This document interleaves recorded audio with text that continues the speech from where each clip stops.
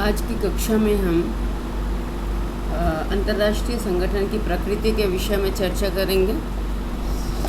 अंतर्राष्ट्रीय संगठन अंतर्राष्ट्रीय राजनीति के विभिन्न विचारधाराओं के अनुरूप ही दो प्रकार से इसके प्रकृति को निर्धारित किया जा सकता है। जैसा हम लगभग सभी मामलों में देखते हैं, एक यथार्थवादी स्वरूप है और एक आदर्शवादी स्वरूप है। जहाँ पर यथार्थवाद बहुराज्यीय सरकारों की संकल्पना करता है अंतर्राष्ट्रीय परिवेश में, वहीं स्वप्निल आदर्शवाद यह मानना चाहता है कि किसी उद्देश्य से स्थापित की गई किसी भी संस्था का अंतिम उद्देश्य एक विश्व सरकार की संकल्पना है। तो हम इन्हीं दो क्रमों में आप यह कह सकते हैं कि अंतर्राष्ट्रीय राजनीति के अंतर्गत अंतर्राष्ट्रीय संगठन का जो प्रकृति है, इसका निर्धारण भी इसके दोहरे मानदंड के आधार पर किया जा सकता है। जैसा कि क्लॉड की परिभाषा को मैं यहाँ पर इंगित करना चाहूँगी। ने कहा कि अंतर्राष्ट्रीय संगठन आधारभूत रूप से दोहरी प्रकृति प्रदर्शित करते हैं, क्योंकि इनकी संकल्पना यथार्थवादी विचारक और स्वप्निल आदर्शवादी विचारक दोनों करते हैं। और यह मानना है कि यथार्थवाद, जहाँ तक यह मानता है, आपको पहले से पता है, यथार्थवाद यह मानता है कि विश्व राजनीति में प्रत्येक राष्ट्र एक मूल इकाई है और उस राष्ट्र का परम उद्देश्य है अपने हितों की पूर्ति करना, अपने राष्ट्रीय हित को पूर्ण करना, शक्ति संतुलन में अपनी भागीदारिता बनाना। तो ऐसे में प्रत्येक राष्ट्र लगातार यह प्रयास करता रहता है कि यह उसके कार्य संपादन का एक साधन बने, उसके उद्देश्य की पूर्ति का एक साधन बने।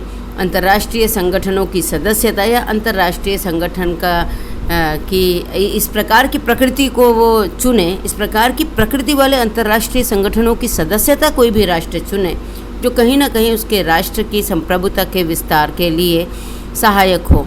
जैसा हम मान चुके हैं कि प्रत्येक राष्ट्र का उद्देश्य ही है अपनी संप्रभुता की रक्षा करना और इसके लिए दूसरे चाहे राष्ट्रों का संगठन के माध्यम से किसी न किसी प्रकार से उनकी सहायता लेना।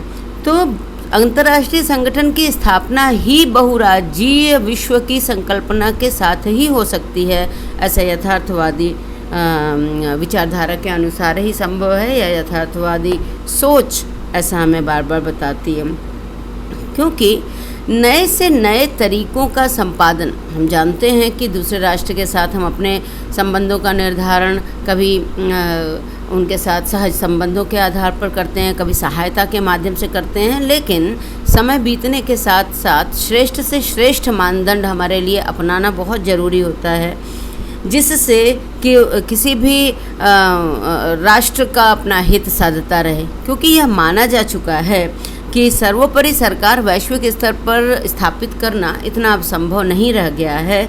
इसलिए ऐसे किसी भी विश्व सरकार की संकल्पना यथार्थवाद नहीं करना चाहता जो समस्त सरकारों की संप्रभुता को अपने आप में लेकर के और एक सर्वोपरि संप्रभु बन जाए, ऐसा संभव नहीं है। तो ऐसे में नए नए अभिकरणों की स्थापना राज्यों के उन उद्देश्यों की पूर्ति के लिए, ताकि वो अपना कार्य कर सकें, अपना विकास कर सकें, अंतर्राष्ट्रीय राजनीति में अपनी उपस्थिति बनाए रख सकें, यही कारण है, या यह कह सकते हैं कि विभिन्न अभिकरणों की स्थापना भी एक उद्देश्य मात्र है, ताकि विभिन्न राज्यों की नीतियों में समन्वय स्थापित करते हुए कूटनीतिक व्यवहार के लिए एक संगठनात्मक ढांचा उनके पास मिल जाए, जिससे एक जैसी मानसिकता वाले दो राष्ट्र एक जैसा व्यवहार, एक जैसे विकास के मानदंड अपना सकें, एक जैसे मानदंड अपना करके अपना विकास थोड़ा और अच्छे ढंग से कर सकें। तो अंतर्राष्ट्रीय संगठन को हम इस तरीके से मान सकते हैं कि यथार्थवादी सोच के अनुसार अंतर्राष्ट्रीय संगठन विभिन्न राज्यों के मध्य एक ऐसा समझौता है, विभिन्न राज्यों के मध्य एक ऐसा समझौता है जिसके लिए प्रत्येक राज्य जो उसके सदस्य राष्ट्र होंगे वह इस प्रकार के संगठनात्मक विचारों को अपनाएंगे, या ऐसे इस प्रकार के संगठित ढांचा इस प्रकार से प्रस्तुत करेंगे जिससे उनका अधिक से अधिक कूटनीतिक लाभ उनको प्राप्त हो सके।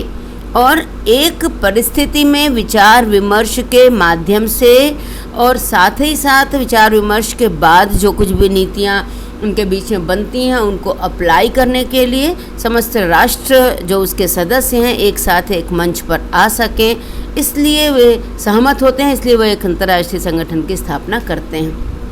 बहुराज्यीय विश्व की संकल्पना यथार्थवाद का परम लक्ष्य है और अंतर्राष्ट्रीय संगठन ऐसे में राज्यों के बीच परस्पर संबंधों को और सहज बनाने का, कूटनीतिक संबंधों को और सहज बनाने का उपाय मात्र हैं। तो अगर हम क्लाड के शब्दों में फिर से ये बांधना चाहें तो हम कह सकते हैं कि अंतर्राष्ट्रीय संगठन बहुराज्यीय व्यवस्था को वर्तमान अंतर्राष्ट्रीय जीवन की आवश्यकताओं के अनुरूप रूपांतरित करने, संबोधित करने और उनके अनुकूल बनाने के लिए एक आंदोलन मात्र है। ये बार बार मैं ये बात समझाना चाहती हूँ आपको कि यथार्थवादी मानदंड के अनुसार अंतर्राष्ट्रीय संगठन की प्रकृति बहुराज्यीय विश्व की तरफ हमें ले जाती है, जहाँ पर प्रत्येक राष्ट्र का उद्देश्य अपने राष्ट्रीय हितों की पूर्ति करना है और अपने राष्ट्रीय हितों की प्राप्ति हेतु कुछ राष्ट्रों ने आपस में मिल करके एक इस प्रकार से संगठनात्मक उपकरण की स्थापना करने का प्रावधान किया जिससे उनके बीच विचार विमर्श हो सके और उस विचार विमर्श के माध्यम से वे अपने उद्देश्यों की पूर्ति कर सकें। इसके साथ ही साथ जो अंतर्राष्ट्रीय संगठन की दूसरी प्रकृति है, ये आपको पता है कि वो आदर्शवादी प्रकृति है और आदर्शवादी प्रकृति के अंतर्गत यह मानते हैं आदर्शवादी विचारक कि अंतर्राष्ट्रीय संगठन एक विश्व सरकार की तरफ पूरे विश्व को ले जाने का एक उपाय है। मतलब कि राष्ट्रों ने मिल करके जिन अंतर्राष्ट्रीय संगठनों की स्थापना की है उसकी पूर्ति के लिए राज्यों को चाहिए कि वे सतत प्रयत्नशील रहें, क्योंकि अंतिम उनका जो उद्देश्य है वो इतनी शक्ति अर्जित कर लें कि एक विश्व समुदाय का निर्माण कर लें और ऐसे में एक विश्व सरकार की स्थापना कर लें। विश्व सरकार की स्थापना के बाद, जैसा मैंने क्लासेस में आपको बताया है कि आदर्शवादी विचारकों का आदर्शवाद का यह मानना है कि जब हम विश्व सरकार की स्थापना कर लेंगे और एक बार विश्व सरकार स्थापित हो जाती है तो ऐसे में हम विश्व शांति की तरफ बढ़ जाएंगे और जब हम विश्व शांति की तरफ बढ़ जाएंगे तो युद्धों की का बिल्कुल स्वरूप ही बदल जाएगा। पहले तो युद्ध होंगे ही नहीं और अगर युद्ध होंगे भी तो वो गृह युद्ध जैसे होंगे। मतलब कि अंतर्राष्ट्रीय स्तर पर ढेर सारे राष्ट्र मिलकर युद्ध की तरफ प्रेरित ही नहीं होंगे, क्योंकि यह वैश्विक शांति का युग होगा। आप और हम सभी समझते हैं कि व्यवहारिक रूप से आदर्शवाद स्वप्नलोकी आदर्शवाद बन करके रह जाता है, क्योंकि सच्चे तो यही है कि जीवन एक संघर्ष का नाम है, चाहे वह व्यक्तिगत तौर पर हो, चाहे वह व्यक्ति के रूप में हो, चाहे वो अंतर्राष्ट्रीय राजनीति के मामले में हो। तो यह संभव है नहीं, फिर भी एक विचारों की संकल्पना है, तो इसको हम लोग ध्यान में रखेंगे। इस संदर्भ में जोफ्रे सेवर का स्टेटमेंट बड़ा ही अच्छा है कि किसी भी बड़े भयानक युद्ध की संभावना को तब तक दूर नहीं किया जा सकता जब तक कि आत्मपरक राज्यों की व्यवस्था को विश्व सरकार की स्थापना द्वारा स्थानांतरित नहीं किया जाता है। तो संभव तो है नहीं, क्योंकि एक ही मार्ग इसके लिए है शांति की तरफ देखना, और वह है विश्व सरकार या एक विश्व का उद्भव। हाँ, बहुत सारे ऐसे विचारक हैं जिन्होंने संयुक्त राष्ट्र संघ के लिए यह माना कि संयुक्त राष्ट्र संघ बेसिकली विश्व सरकार की तरफ पूरे वैश्विक व्यवस्था को ले जाने का उपाय है। लेकिन हम यह भूल जाते हैं बार बार कि राज्यों के हित उनके अपने होते हैं, और थोड़े से अगर हम वर्तमान राजनीति के साथ इसको जोड़ करके देखें तो हम लोगों ने यह देखा कि चाइना जो जिसको कोरोना वायरस का एक तरीके से एक सस्पेक्टेड अपराधी माना जा रहा है, वैसे में चाइना ने भी अपने यहाँ के अपने विभिन्न उपकरणों के कोविड के उपकरणों के निर्यात हेतु लगातार पूरे अंतर्राष्ट्रीय समुदाय में अपनी चीज़ों को लेकर के रिप्रेजेंट कर रहा है, और साथ ही साथ आज तक इस बात को स्वीकार नहीं कर रहा है कि कहीं ना कहीं से यह वायरस किसी लैब की लीकेज है। संभव ही नहीं है। क्यों? क्योंकि प्रत्येक राष्ट्र अपने राष्ट्रीय हितों को डिनाई नहीं कर सकता, और ऐसे में किसी भी राष्ट्र के लिए यह आवश्यक है कि वो ऐसे ही संगठन चुने जो उसे उसके सामान्य हितों को आगे बढ़ाने में योगदान दे। और ऐसा संयुक्त राष्ट्र संघ के साथ कदाचित संभव नहीं हो पाएगा, क्योंकि संयुक्त राष्ट्र संघ एक विश्व सरकार बनने की तरफ हो ही नहीं सकता। जब थोड़ी सी बात होती है तो बड़े देश चंदा देना कम कर देते हैं, या जिन्होंने चंदा दिया वो अपने हितों को ले करके, जो वीटो पावर की संकल्पना संयुक्त राष्ट्र संघ के साथ की गई है, उसको वीटो पावर का प्रयोग करके संयुक्त राष्ट्र संघ के निर्णयों में अपना निर्णय सुनाने और संयुक्त राष्ट्र संघ के निर्णयों में हस्तक्षेप करने पर आगे आ जाते हैं।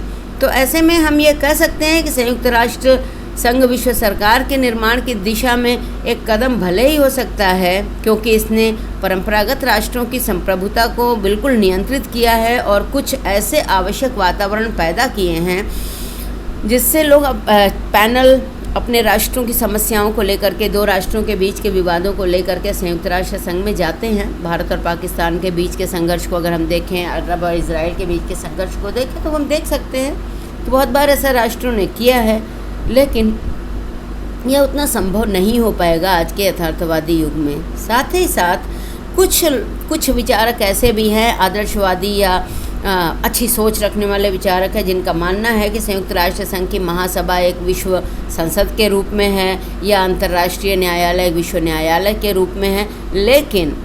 लेकिन इस पूरे 2 साल के दौरान हमने अंतर्राष्ट्रीय स्वास्थ्य संगठन की जो भूमिका देखी, उसमें एक तरफा सरकार का निर्णय या जस्टिस कोई एक तरफा नहीं होता है। और पहली वेव में हमने देखा कि किस तरीके से उन्होंने चाइना को डिफेंड करने की कोशिश की।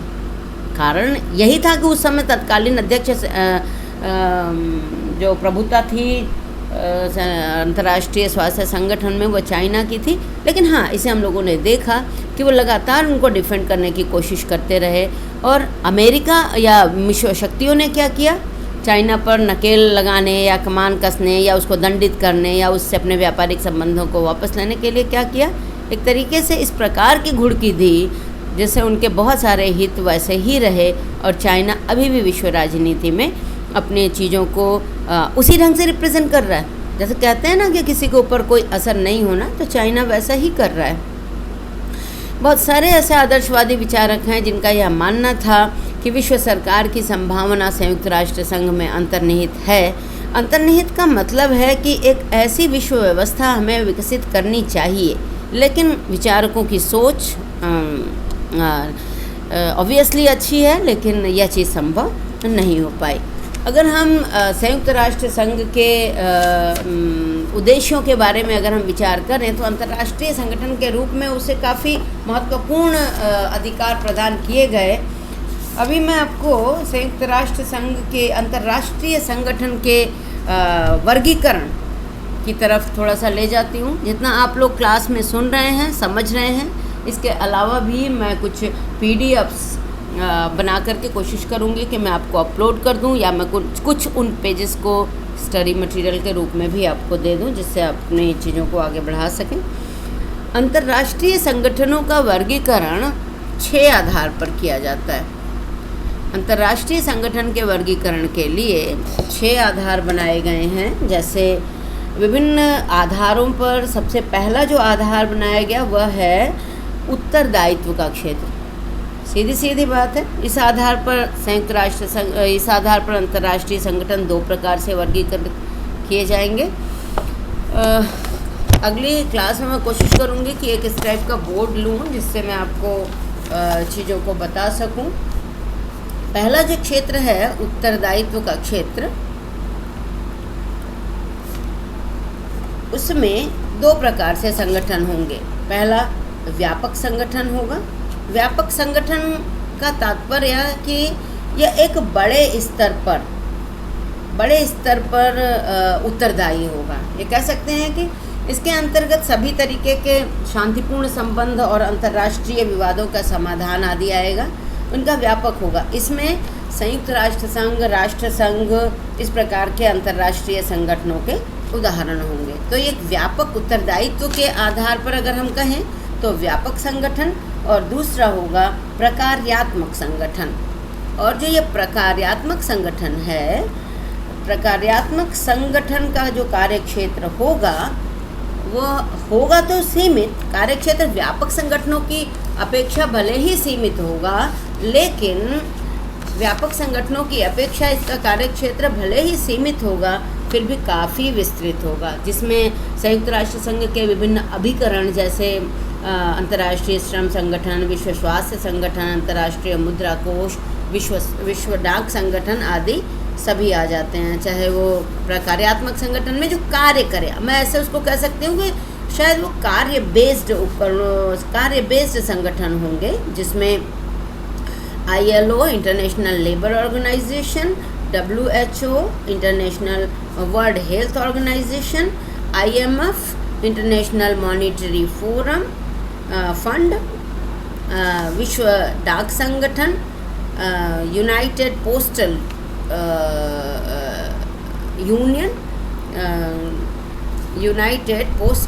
यूनियन, ये जो आपके संगठन आ रहे हैं, पता नहीं आपको सीधा दिख रहा है कि नहीं, व्यापक संगठन है, उसमें प्रकार्यात्मक संगठन होंगे। व्यापक संगठन जो उत्तरदायित्व के आधार पर बनाए गए हमारे संगठन हैं, वो उत्तरदायित्व वाले संगठन व्यापक संगठन है। व्यापक संगठन संयुक्त राष्ट्र संघ और राष्ट्र संघ जैसे हैं, और प्रकार्यात्मक संगठन जो हैं जो कार्य बेस्ड हैं, यद्यपि वो सीमित हैं लेकिन वो कार्य के आधार पर ही जाने जाते हैं। उसमें आपका विभिन्न तरीके से, अभी वर्तमान में अगर आप समझें तो अंतर्राष्ट्रीय मुद्रा कोष, अंतर्राष्ट्रीय स्वास्थ्य संगठन, अंतर्राष्ट्रीय श्रम संगठन, अंतर्राष्ट्रीय पोस्टल या जो सेवाएं हैं, विभिन्न तरीके से इस प्रकार से संगठन इसके आएंगे। इनका निर्माण ही कुछ विशिष्ट सेवाओं के लिए, आर्थिक, सामाजिक या सांस्कृतिक समस्याओं के समाधान के लिए ही होता है।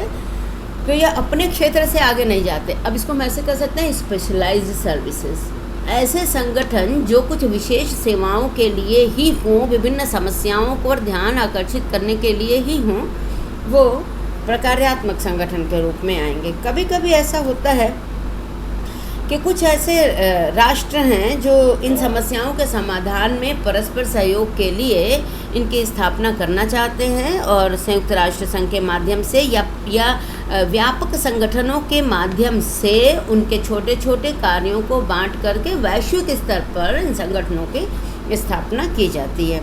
अगर सबसे पुराना प्रकार्यात्मक संगठन की बात कहेंगे तो वो राइन का केंद्रीय समुद्र यात्रा आयोग है, जो 1804 में स्थापित हुआ था।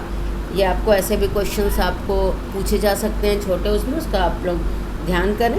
1804 में राइन का केंद्रीय समुद्र यात्रा आयोग की स्थापना हुई थी। पहला जो हमने प्रकार बताया आपको, वो है आपका उत्तरदायित्व के आधार पर, और जो दूसरा प्रकार है वो है सदस्यता के आधार पर। सदस्यता के आधार पर जो वर्गीकरण होता है, या एक्सटेंशन ऑफ मेंबरशिप के आधार पर जो संगठन होते हैं, वो भी दो प्रकार के होते हैं। उसमें जो पहला प्रकार होगा वो आपका सार्वभौमिक संगठन होगा। इसका मतलब बहुत सारे राष्ट्र जो होंगे वो उसके साथ जुड़े होंगे, मतलब सभी राष्ट्रों के लिए उनकी सदस्यता खुली रहती है, और कुछ ऐसे राष्ट्रों को उनकी संगठन की सदस्यता से रोका जा सकता है जो कहीं ना कहीं से विश्व समुदाय के लिए घातक हैं, या विश्व समुदाय के लिए शांति युद्ध प्रिय है वो, और अंतर्राष्ट्रीय सहयोग को नुकसान पहुंचाने वाले हों। जैसे बहुत बार ऐसा हुआ था, ये शुरू में जब संयुक्त राष्ट्र संघ की स्थापना हुई थी तो साम्यवादी चीन को रोका गया था, ताकि वह संयुक्त राष्ट्र संघ की सदस्यता से वंचित किया गया था। जब पिछली क्लास में मैंने आपको बताया था कि जब 1949 में उनका संविधान एक बना, उसके बाद ही साम्यवादी चीन को संयुक्त राष्ट्र संघ की सदस्यता दे दी गई थी। तो कभी कभी ऐसा होता है कि ये जो संगठन है आपके सार्वभौमिक संगठन हैं, सार्वभौमिक संगठन का जो उद्देश्य होता है वो अंतर्राष्ट्रीय शांति और सुरक्षा और सहयोग ही होता है। तो ऐसे में संयुक्त राष्ट्र संघ इसका एक महत्वपूर्ण उदाहरण है, जिसमें सदस्यता सबके लिए खुली होती है। और जो दूसरा आपका संगठन है इस आधार पर, मेंबरशिप के आधार पर या सदस्यता के आधार पर, वो है आपका प्रादेशिक संगठन। एक बात बताएं, इसमें इस पेपर में नंबर आपको बहुत अच्छे मिल सकते हैं, बस आपका कॉन्सेप्ट क्लियर होना चाहिए। कोर्सेज़ आपके पास वैसे भी बहुत ज़्यादा नहीं हैं। कोरोना पीरियड में आपके वैसे भी कुछ यूनिट्स कम कर दिए गए हैं। इस वजह से आपको बहुत ही ध्यान से, अगर आपके पास अपना कुछ कंटेंट हो, मेरे लेक्चर को आप सुने, साथ में आप उसको पढ़ें और कुछ पॉइंट्स अपने साथ अपने हाईलाइट कर लें, तो शायद आपके लिए ज़्यादा आसान होगा। प्रादेशिक संगठन जो दूसरे हैं सदस्यता के आधार पर, ये कुछ रीजन वाइज संगठन होते हैं जो प्रादेशिक हितों की रक्षा के लिए बनाए जाते हैं। जैसे साफ साफ बात है, भारत और बांग्लादेश का विभाजन हो गया, पाकिस्तान का विभाजन हुआ, बांग्लादेश पूर्वी बंगाल जो है वो चला गया पाकिस्तान में। 1975 में एक दूसरे ही राष्ट्र के रूप में वो सामने आ गया, बांग्लादेश के रूप में आ गया। स्वतंत्रता से पहले पूरा बंगाल एक ही था। जैसा हम सभी जानते हैं कि जब पूरा बंगाल एक होता है तो हम ये नहीं देखते कि उत्तराखंड में क्या है, उत्तर में क्या है। विभाजन तो कभी कभी कई आधार पर किए जाते हैं, राज्यों का जैसे है वैसे अब देशों का भी विभाजन हुआ उस समय।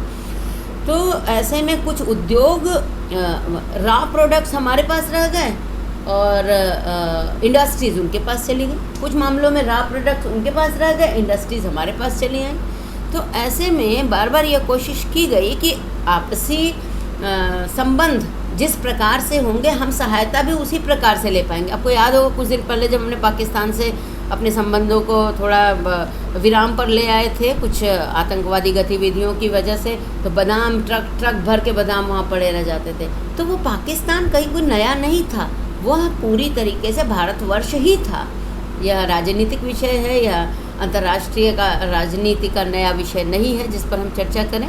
हमारा यह कहने का मतलब है कि बहुत सारे ऐसे हमारे हित हैं जो क्षेत्रीय हित होते हैं। तो क्षेत्रीय हितों की प्राप्ति के लिए अपने राष्ट्रीय संप्रभुता और साथ ही साथ अपने राष्ट्रीय हितों की पूर्ति के लिए कुछ राष्ट्र प्रादेशिक सदस्यता के आधार पर कुछ संगठन प्रादेशिक संगठन के रूप में आते हैं, जिनका निर्माण समान हितों और समान विचारों वाले उन राष्ट्रों के साथ किया जाता है जो चाहते हैं कि किसी एक उद्देश्य की पूर्ति के लिए वो लोग एक साथ आएँ। कभी कभी होता है कि भाई हमारे बगल वाले से हमको चाहिए रोटी, लेकिन भाई उनसे तो लड़ाई है, उनसे तो हम रोटी मांगेंगे नहीं। तो हम बात कर लें कि जब रोटी की बात होगी तो हम लोग आपस में विवाद नहीं करेंगे। बस संगठन का उद्देश्य यही है। तो प्रादेशिक स्तर पर इस प्रकार के विभिन्न संगठनों की स्थापना हुई, चाहे वो सैन्य संगठन भी हो, फिर भी वो प्रादेशिक स्तर पर स्थापित हो जाते हैं। शांतिपूर्ण संगठन हो, व्यापारिक संगठन हो। इस उदाहरण में हम नाटो को ले सकते हैं, सीटो को ले सकते हैं और हम सार्क को ले सकते हैं। तो दूसरा जो हमारा आधार है वो दूसरा आपको दिख रहा होगा, दूसरा जो आधार है वो सदस्यता के आधार पर है। और सदस्यता के आधार पर दो प्रकार के संगठन बने, सार्वभौमिक संगठन जिसकी सदस्यता सबके लिए खुली है, प्रादेशिक संगठन जिसकी सदस्यता प्रादेशिक स्तर पर अपने हितों की पूर्ति के लिए कुछ राष्ट्र मिलकर के ऐसे संगठन की स्थापना करते हैं। इसमें नाटो, सीटो, सार्क आदि हम आते हैं। साथ ही साथ कभी कभी ऐसा होता है कि काम करने के स्वरूप, तीसरा जो हमारा प्रकार है वह है कार्य के स्वरूप के आधार पर। कार्य का स्वरूप एक बड़ा आधार बनता है कि किस प्रकार से संगठन की स्थापना हो। अब कार्य के स्वरूप के आधार पर कुछ तो ऐसे होंगे जो प्रशासकीय कार्य करेंगे, कुछ ऐसे होंगे जो नियम बनाएंगे। तो इसके आधार पर नीति निर्माण संबंधी संगठन होंगे और दूसरा जो होगा वो होगा आपका प्रशासकीय कार्य करने वाला। तो जो प्रशासकीय कार्य करने वाला संगठन है वो दूसरा क्या हुआ, प्रशासकीय कार्य करने वाला। जो नीति निर्माण वाले संगठन हैं वो आपके श्रम संगठन हो सकते हैं, क्योंकि वो श्रमिकों के लिए कुछ नीति बनाएंगे। लेकिन जो प्रशासकीय कार्य करने वाले होंगे वो डाक संघ हो सकता है, वो अंतर्राष्ट्रीय न्यायालय हो सकता है। तो इसमें श्रम संगठन और प्रशासकीय कार्य में आपके जो क्या आ जाएंगे, प्रशासकीय कार्य में आपका अंतर्राष्ट्रीय न्यायालय,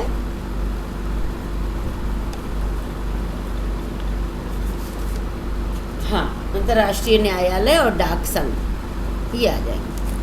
ये तीसरा जो हमारा प्रकार हुआ वो है कार्य के स्वरूप के आधार पर कि किस प्रकार का कार्य किसी भी संगठन का है, वैसे ही वो नीति निर्माण संबंधी हो सकता है और प्रशासकीय भी हो सकता है। साथ ही साथ कुछ संगठन ऐसे भी होते हैं जो दोनों ही प्रकार के कार्य करते हैं, जैसे संयुक्त राष्ट्र संघ नीति निर्माण का भी कार्य करता है और साथ में उसका अनुपालन भी करता है। साथ ही साथ एक और भी प्रकार, चौथा प्रकार है सत्ता के आधार पर। सत्ता के आधार पर जो संगठन बनते हैं वो भी दो प्रकार के होते हैं। वैधानिक सत्ता कुछ को प्राप्त होती है, जैसे आपको पता है कि सुरक्षा परिषद और संयुक्त राष्ट्र संघ की जो संस्था है सुरक्षा परिषद और अंतर्राष्ट्रीय न्यायालय, ये इनका जो कुछ भी अधिकार क्षेत्र है वो राज्यों और व्यक्तियों पर कानूनी रूप से लागू होते हैं। अंतर्राष्ट्रीय न्यायालय के जो भी निर्णय होते हैं वो राष्ट्रों के नियमों पर राष्ट्रों को उनका अनुपालन करना होता है। तो सत्ता के आधार पर हम कहें तो ये एक वैधानिक सत्ता प्राप्त संगठन है, जिसमें आपका अंतर्राष्ट्रीय न्यायालय आता है और आपका अंतर्राष्ट्रीय संयुक्त राष्ट्र संघ की सुरक्षा परिषद आती है। और दूसरा राजनीतिक सत्ता प्राप्त कुछ संगठन है। जो राजनीतिक सत्ता प्राप्त संगठन होंगे वो आपके ऊपर वो ऑप्शनल हो सकते हैं, उनका वो सिर्फ सिफारिश कर सकते हैं। उनको मानना या नहीं मानना ये आपके ऊपर निर्भर करता है कि आप उनकी बातों को मानते हैं या नहीं मानते हैं। जैसे अभी यूरोपीय संघ की स्थापना हुई थी, राष्ट्र उसके सदस्य थे, लेकिन यूरोपीय यूनियन की शर्तों को मानना या नहीं मानना राज्यों की इच्छा पर निर्भर था। और आपने देखा कि ब्रिटेन उससे निकल भी गया यूरोपीय संघ से, क्योंकि उनके एक कॉमन एक नियम बनाए गए, लेकिन राज्यों पर वो बाध्यकारी नहीं रहे। जहाँ पर निर्णय वैधानिक रूप से सत्ता के आधार पर बनेंगे उनके निर्णयों को मानना हमारे लिए आवश्यक होगा। सत्ता के आधार पर जो निर्णय बनेंगे सत्ता के आधार पर हैं जो वो वैधानिक सत्ता प्राप्त होंगे, जिसमें आपका सुरक्षा परिषद है, अंतर्राष्ट्रीय न्यायालय है। और जो राजनीतिक रूप से सत्ता प्राप्त है वो अपनी बात आपको कह सकते हैं, आप वो आपके ऊपर ज़बरदस्ती नहीं कर सकते हैं। तो अगर हम इसको कहें कि अंतर्राष्ट्रीय संगठनों का वर्गीकरण किस प्रकार से हो सकता है, तो 4-5 आपको मैंने ऐसे भी संगठन बताए। और वर्गीकरण को अगर हम ऐसे कहें तो हम एक उसके माध्यम से बना सकते हैं, एक ग्राफ जैसे बना सकते हैं। एक तो ड्यूरेशन वाइज हो जाएंगे कि कितनी उनकी कालावधि है। तो ड्यूरेशन वाइज में 3 प्रकार के हो सकते हैं। एक हो सकता है कुछ समय के लिए बनाया गया किसी उद्देश्य के लिए और उसे समाप्त कर दिया गया।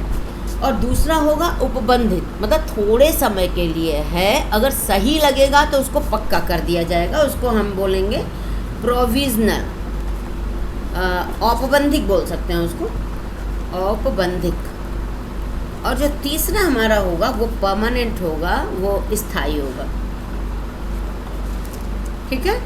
दूसरा जो तरीका होगा वो शक्ति के आधार पर, वो मैंने आपको पहले ही बताया। पावर के आधार पर जो हमारा बनेगा, पावर के आधार पर, इसका मैं आपको एक स्क्रीनशॉट ले करके फ़ोटो एक करके आपके ग्रुप पे ऐसे करके भेज दूँगी। इसमें तो संभव नहीं है कि इसके वीडियो के साथ हम इसको लगा सकें। पावर के आधार पर एक व्यापक होगा संगठन और एक अव्यापक होगा। जाहिर है कि व्यापक है तो सबके तक है और अव्यापक है तो कुछ राष्ट्रों तक है। तीसरा ऑब्जेक्टिव के आधार पर है। ऑब्जेक्टिव मतलब उद्देश्य। ऑब्जेक्टिव के आधार पर जाहिर है एक बहुउद्देशीय हो सकता है, एक उद्देशीय हो सकता है। भाई बहुत सारे उद्देश्य हो सकते हैं उसके, या किसी एक उद्देश्य से बनाया जा सकता है। क्षेत्राधिकार के आधार पर, ज्यूरिसडिक्शन के आधार पर जो बन सकता है क्षेत्राधिकार, इस आधार पर भी जाहिर क्षेत्राधिकार मतलब उसके कैसे होंगे, पर्सनल हो सकते हैं और भौगोलिक हो सकते हैं, यानी व्यक्तिगत हो सकते हैं और भौगोलिक हो सकते हैं। अब ये जो व्यक्तिगत और भौगोलिक हुए, इसमें भी बहुत सारे आपके वो बन सकते हैं कि यूनिवर्सल होगा, एक सार्वभौमिक होगा, सार्वभौमिकीय होगा, यूनिवर्सलिस्ट होगा, सेक्शनल होगा, ग्लोबल होगा, रीजनल होगा, लोकल होगा। ये सारे क्षेत्राधिकार उसके हो सकते हैं। साथ ही कभी कभी एक आधार बनता है इनका एकीकरण की मात्रा के आधार पर, डिग्री ऑफ इंटीग्रेशन, एकीकरण की मात्रा। इसमें क्या होंगे, वास्तविक हो सकते हैं और टेम्पोरल हो सकते हैं। वास्तविक हो सकते हैं और समयानुकूल, या उसको बोल सकते हैं समयानुकूल हो सकते हैं, टेम्पोररी। सब्सटेंसिव और टेम्पोरल तो हो सकते हैं। अब इसमें भाई सामान्य समझौता हो सकता है, सीमित हो सकता है, असीमित हो सकता है, अंतर्राष्ट्रीय सार्वभौमिक हो सकता है। तो ये तरीका है, ये जो वर्गीकरण का एक चार्ट है, ऐसे इसको ध्यान से आप देखिए। लिखने को मैंने अपने हिसाब से लिख दिया है, लेकिन मैं कोशिश करूँगी कि इसकी मैं फ़ोटो खींच के आपको आपके ग्रुप पर भेज दूँ। अंतर्राष्ट्रीय संगठन के कार्य एक आपका वो बच जाता है कि क्या है उसके कार्य। इनको मैं बहुत कुछ नहीं बताना है, क्योंकि आप अपनी पुरानी क्लासेस को अगर याद करेंगे तो आपको पता है कि अंतर्राष्ट्रीय राजनीति में राज्यों के जो भी उद्देश्य होते हैं, दो तरीका है, एक आदर्शवादी और एक यथार्थवादी। नॉर्मली हम देखते हैं कि 90% मामलों में हमारा यथार्थवादी तरीका ही काम करता है। तो अंतर्राष्ट्रीय संगठनों का उद्देश्य वही है कि जिस प्रकार व्यक्ति के रूप में हम व्यक्ति के विकास की बात करते हैं, राष्ट्र के रूप में हम राष्ट्र के विकास की बात करते हैं, वैसे ही अंतर्राष्ट्रीय स्तर पर हम अंतर्राष्ट्रीय शांति और सहयोग की बात करते हैं। हमारे समस्त अंतर्राष्ट्रीय संबंध वस्तुतः इसी आधार पर बनाए ही जाते हैं, और इस उद्देश्य की पूर्ति हेतु हम अंतर्राष्ट्रीय संगठनों के सदस्य बनते हैं, अंतर्राष्ट्रीय संगठनों की सदस्यता स्वीकार करते हैं या उनसे हम अलग हट जाते हैं। तो अंतर्राष्ट्रीय संगठन का जो उद्देश्य है या जो उसकी शक्तियां हैं, शक्तियों के बारे में आपको पता है। फर्दर और क्लासेस में हम आपको बताते भी जाएंगे कि राष्ट्र संघ और संयुक्त राष्ट्र संघ या आगे आने वाले क्षेत्रीय संगठनों की क्या क्या शक्तियां हैं। पहला अगर हम कहें तो हम ये कह सकते हैं कि maintain piece of the world, अंतर्राष्ट्रीय शांति और सुरक्षा को बनाए रखना। पहला तो यही उद्देश्य बन गया आपको अंतर्राष्ट्रीय। इस क्लास का यही एक नुकसान यही है कि हम आपसे कन्वर्सेशन नहीं कर पाते हैं, जो हमारी क्लास का अपना एक पावर है कि हम आपसे बातें करें, आपकी बातें सुने, बीच में हम आपको बताएं। तो ये बस यही नहीं हो पाता, लेकिन कहीं ना कहीं से इस कोरोना पीरियड में ये हमारे लिए वरदान जैसा है कि हम अपनी बातें आप तक पहुंचा पा रहे हैं, क्योंकि हमें इंस्टीट्यूशनल ढंग से क्लासरूम में जाकर के पढ़ाना अभी हम आपके स्वास्थ्य के लिए और हमारे स्वास्थ्य के लिए और लोगों के स्वास्थ्य के लिए भी ठीक नहीं है। तो अंतर्राष्ट्रीय शांति और सुरक्षा को बनाए रखना, ये तो पहला उद्देश्य हुआ। दूसरा उद्देश्य हुआ अंतर्राष्ट्रीय विवादों का शांतिपूर्ण समाधान।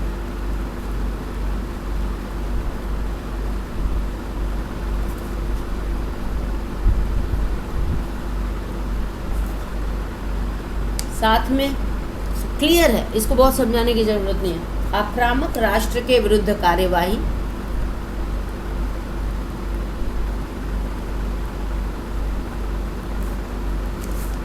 अंतर्राष्ट्रीय व्यवस्था को बनाए रखना, सिंपल है।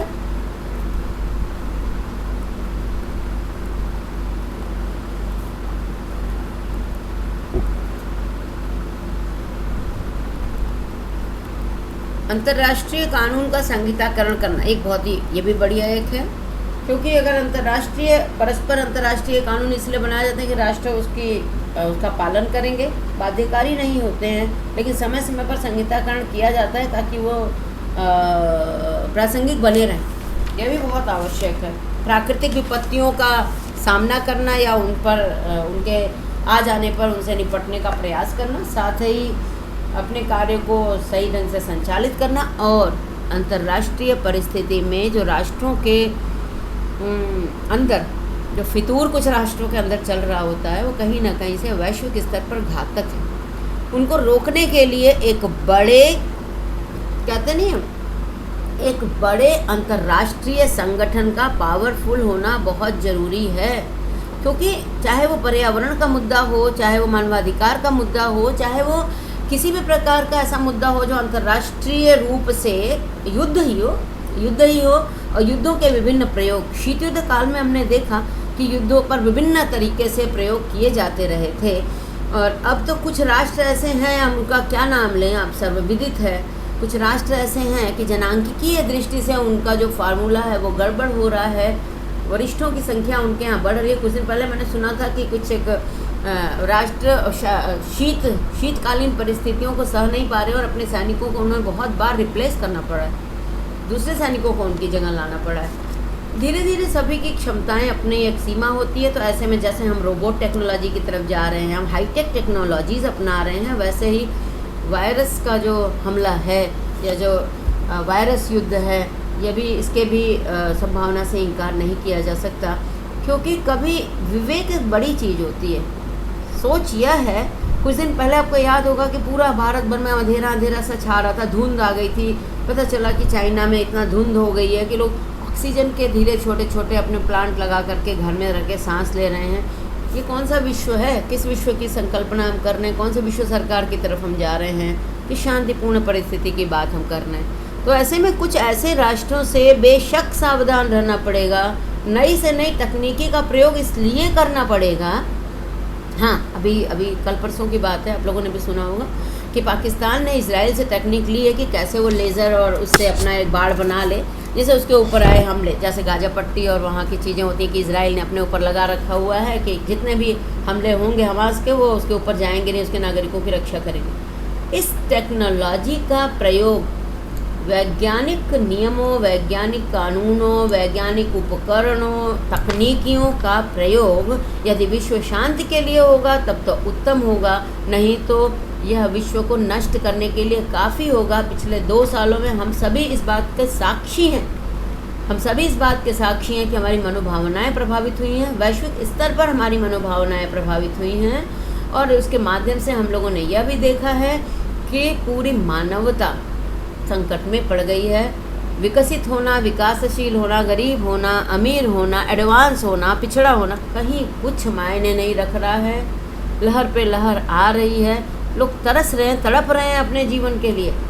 तो ये तो कुछ ऐसे ही नहीं लग रहा है जैसे भोपाल त्रासदी हुई, जापान में आपका जो परमाणु हमला हुआ, ये किस हमले से कम लग रहा है? जिसकी आप जिसकी जड़ तक ही नहीं पहुंच पा रहे हैं कि ऐसा है कहाँ से। दिन पर दिन म्यूटेंट अपना जो वायरस है वो चेंज कर रहा है, अपना स्वरूप परिवर्तित कर रहा है, और ऐसे में आप कुछ नहीं कर पा रहे हैं, आप देखते रह जा रहे हैं अपनी चीज़ों को। तो अब ज़रूरी यही हो गया है कि अंतर्राष्ट्रीय समुदाय एक साथ आ गया है और साथ में नोटोरियस स्टेट्स को, चाहे वो बड़े हों चाहे वो छोटे हों, एक साथ मिल करके उनकी एक्टिविटीज़ को रोकने, अपने छोटे स्वार्थ हेतु बड़े रूप में मानवता को संकट में डालने से बचे। चाहे वह प्रकृति के साथ की गई छेड़छाड़ हो विकास के नाम पर, चाहे पर्यावरण के साथ की गई छेड़छाड़ हो, चाहे मानवाधिकारों पर किया गया हमला हो, चाहे वो ग्रीन वैश्विक संकल्पना, ग्रीन वर्ल्ड की संकल्पना आप करें। ग्रीन लैंड तो बन सकता है एक जगह, लेकिन ग्रीन वर्ल्ड की संकल्पना करें और ग्रीन से हरा भरा ना फील करें। ग्रीन से यह फील करें कि किस प्रकार से पूरा माहौल श्वास लेने लायक हो। और श्वास सिर्फ नाक से ले जाने वाली चीज़ नहीं होती है कि आपके फेफड़े मजबूत होंगे। श्वास का मतलब है आपका मस्तिष्क भी मजबूत होगा, इसके लिए आवश्यक है। तो अंतर्राष्ट्रीय संगठन का कार्य वर्तमान समय में और भी ज़्यादा प्रासंगिक हो जाता है, क्योंकि वैश्विक स्तर पर विश्व शांति बनाए रखना, मानव के अस्तित्व की सुरक्षा के लिए, यह विश्व सरकार की संकल्पना की बात तो मैं नहीं सोचती, लेकिन इस प्रकार से एक यूनिक उद्देश्य आधारित एक संगठन ऐसा बनना चाहिए कि राष्ट्र, चाहे वो 215 राष्ट्र हैं, इनमें जिन जिन की शक्ति है वो अपने इस प्रकार के एक्टिविटीज़ को वैश्विक समुदाय के सामने, वैश्विक मंच के सामने प्रदर्शित करें, जिससे यह पता चल सके कि कहीं उनकी एक्टिविटीज़ में कुछ ऐसा तो नहीं जो मानवता के लिए नाशक हो रहा है, मानवता के लिए संकट में डालने वाला हो रहा है। हाँ, निस्संदेह ऐसे किसी अंतर्राष्ट्रीय संगठन जो एक उद्देश्य पर आधारित बन सके, उसकी आवश्यकता है। या जो आपके पास अंतर्राष्ट्रीय संगठन है आप उन्हें इन्हांस करें, उनमें विस्तार करें, लेकिन एक्टिविटीज़ को ईमानदारी से करें, ईमानदारी से करें। क्योंकि आपने ही अनुमान लगाया है कि पृथ्वी की आयु कितनी है, आपने ही अनुमान लगाया है कि सूर्य की आयु कितनी है, कितना पानी धरती पर है, कितने विचार धरती पर हैं, और आप इन सभी विचारों को कैसे आगे लेकर के बढ़ाएंगे। ऐसे में अंतर्राष्ट्रीय संगठन की भूमिका बहुत ज़्यादा बढ़ जाती है। अगली जो हमारी क्लास होगी आपकी, उस क्लास में हम आज अंतर्राष्ट्रीय संगठन का वर्गीकरण, कार्य और उद्देश्य जो प्रकृति थी उसको हम लोगों ने डिस्कस किया। अगले में हम सेकेंड यूनिट में संयुक्त राष्ट्र संघ का क्या जो इतिहास है या क्यों है, उस पर आपको एक क्लास आपको जल्दी